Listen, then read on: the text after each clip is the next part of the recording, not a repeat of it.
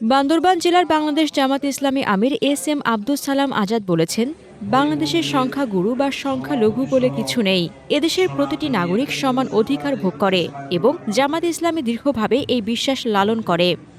রমা প্রতিনিধি শৈখলা সিং মারমার প্রতিবেদনে থাকছে বিস্তারিত।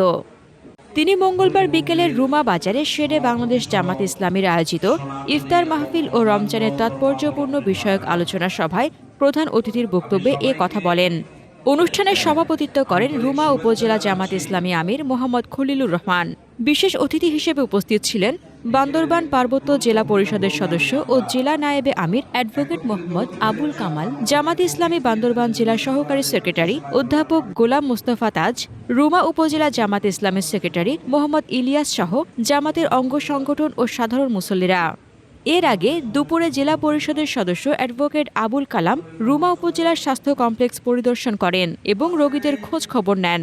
এছাড়া তিনি রুমা বাজার কেন্দ্রীয় জামে মসজিদ সংলগ্ন জাবালুল মাদ্রাসা পরিদর্শন করেন এবং মাদ্রাসার প্রতিনিধিদের সঙ্গে মতবিনিময় করেন। হাসনাতুজ্জাহান হিমু, দৈনিক খোলা চোখ। আপনার স্বপ্নের যাত্রা হোক ফ্লাই ইনফিনিটির সাথে।